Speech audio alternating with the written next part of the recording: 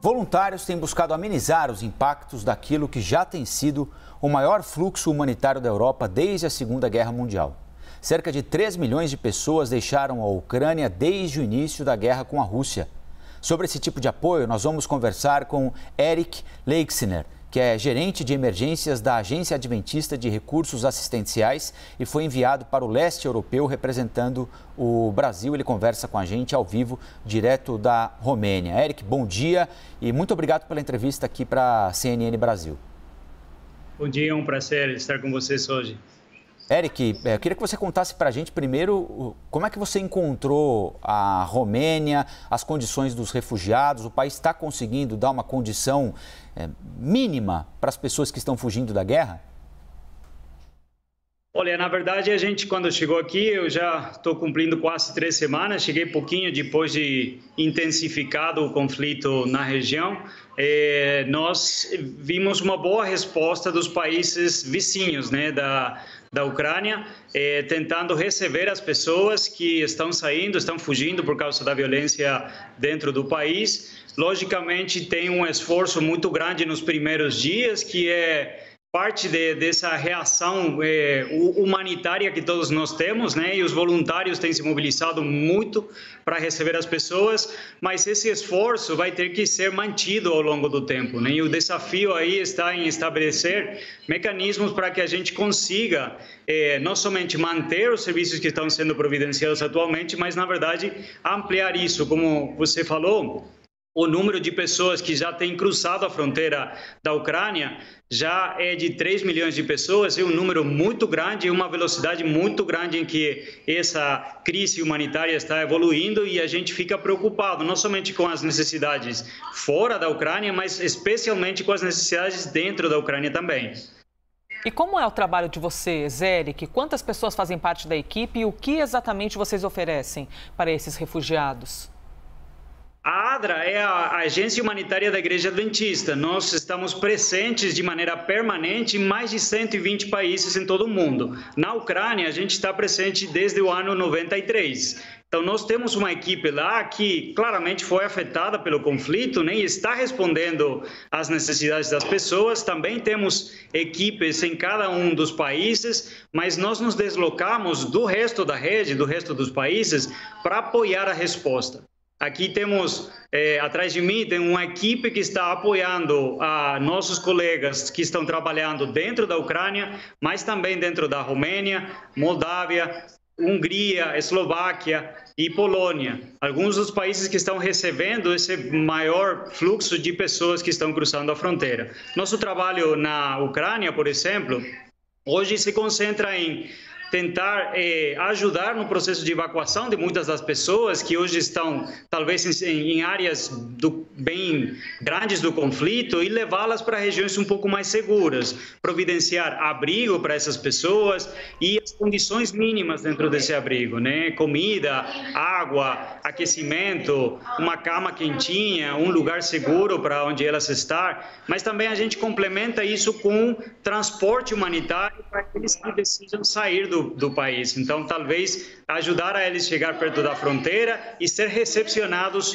pelos nossos colegas nos outros países.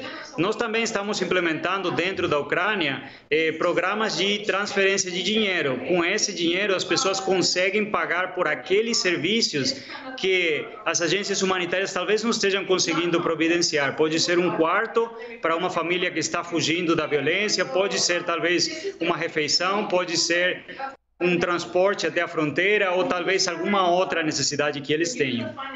Já nos países que recebem as pessoas, como vocês podem ver nas imagens, nós temos grupos de voluntários que recebem as pessoas que cruzam a fronteira, providenciam informações importantes sobre os serviços que essas pessoas podem conseguir dentro daquele país, ajudam a conseguir transporte humanitário, muitas delas estão simplesmente de trânsito por aquele país e têm um destino em algum outro lugar, e algumas delas precisam ficar 1 ou 2 noites, talvez para arrumar questões de documentos ou papéis, para elas conseguir a viagem. Eu fiquei com a impressão que a gente perdeu o áudio no finalzinho da resposta do Eric, mas você está nos ouvindo bem, Eric? Estou ouvindo bem, sim. Legal. Ô, Eric, eu queria te perguntar como é que tem sido lá na Ucrânia, porque a gente tem noticiado aqui, né, em alguns pontos específicos do país é possível, em outros não, levar ajuda humanitária às pessoas, levar mantimento, levar remédio, levar cobertor, enfim, dar um suporte mínimo para as pessoas que não conseguiram ou não querem, por alguma razão, deixar a Ucrânia. Vocês têm conseguido fazer esse trabalho? Há segurança para o pessoal de vocês trabalhar na Ucrânia nesse momento, ou em algum momento vocês foram impedidos, por exemplo, de chegar a algum lugar pelos russos? Sim, essa é uma dificuldade grande, realmente, a gente ter acesso a muitas das pessoas que estão com as maiores necessidades, né? Nós conseguimos trabalhar bem na parte oeste do país, onde o conflito talvez é menos violento, mas algumas regiões do leste do país tem sido bem difícil a gente trabalhar. Muitas delas não são acessíveis. A gente tem trabalhado para a abertura desses corredores humanitários, né, para permitir as pessoas saírem daqueles lugares, e a gente também trabalhar com esse transporte humanitário, mas eles não têm sido respeitados também, e a situação nessas regiões é bastante difícil. Em muitas dessas cidades mais afetadas, tem um grande desabastecimento de insumos fundamentais, né? Alguns deles não conseguem comprar alimentos, por exemplo. Em muitos dos lugares, até os cartões ou transferências bancárias também não são aceitos. Então, as pessoas naquelas regiões realmente encontram dificuldades muito grandes. Muitas delas precisam medicamentos, tratamentos médicos, e eles não têm como acessar esse tipo de serviços. Então, a situação em algumas partes da Ucrânia é realmente muito crítica. Eric, quando vocês recebem esses refugiados ou estão ali nos ambientes, não é, de fronteira, vendo e recebendo essas famílias que estão chegando, o sentimento dessas famílias é: quero voltar o quanto antes para minha casa? Ou, na verdade, eles já deixam as suas casas sem saberem o que vai ser do futuro e se um dia vão conseguir voltar para os seus endereços?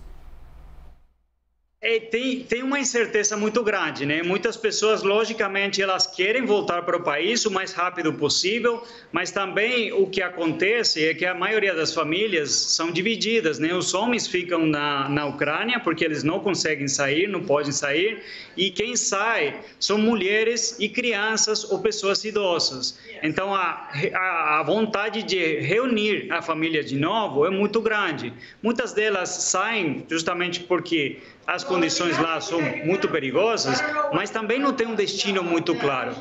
Inicialmente, algumas delas sim vão para familiares ou amigos que possam ter em outros países da Europa, mas muitas delas acabam até, e a gente já está começando a ver, retornando alguns dias depois, porque entendem que a situação aqui também não é tão propícia para eles continuarem ou ficarem aqui. Então, já estamos vendo pequenos, mas alguns fluxos de retorno de pessoas dentro da Ucrânia. Nós conversamos então ao vivo, direto da Romênia, aqui no Novo Dia da CNN Brasil, com o Eric Leixner. Eric, muito obrigado pela entrevista aqui para a gente e até uma próxima. Eu que agradeço, até mais.